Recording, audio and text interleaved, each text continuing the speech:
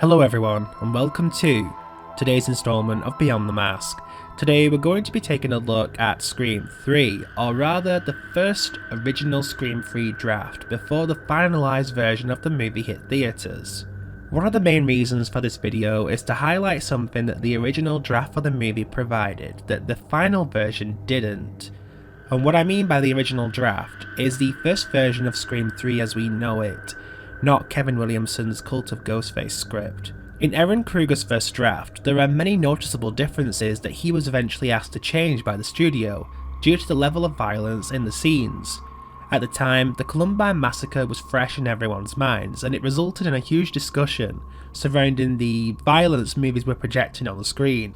One of Scream 3's biggest changes actually was one of the biggest disappointments in the franchise in my opinion. It's no secret I've discussed various aspects of the original Scream movie being the best, and one of the major components that made it so great, compared to the sequels that followed, was how intimidating Billy and Stu came off in the final act of the movie.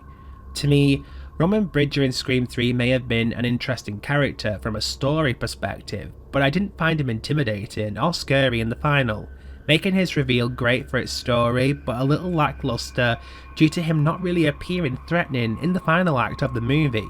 However, the original draft of the movie had one of, if not the darkest versions of Ghostface ever. I've put a link to the original script in the description below so you guys can read through it, but I'm highlighting the final act when Roman is revealed to be the killer. Sidney is visibly disturbed by Roman, his dialogue is unhinged, it's less articulated than it was in the movie.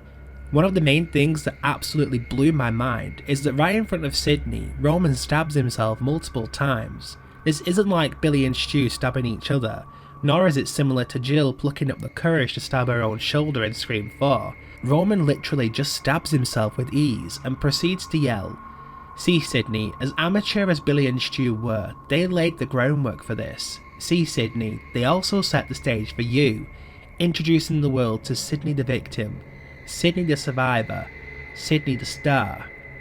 Hearing Roman as we know him now labelling Billy and Stu as amateur seems somewhat funny, but this original draft version of Roman was unhinged, like the years following Maureen's death had sent him completely insane.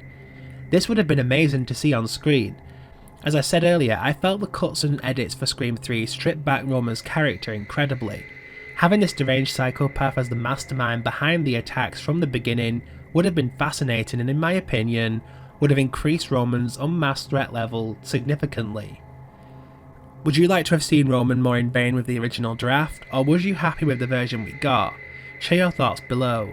As usual, don't forget to like, share and subscribe. I'll see you guys in the next video. Until then, I'm a director Sid, I direct.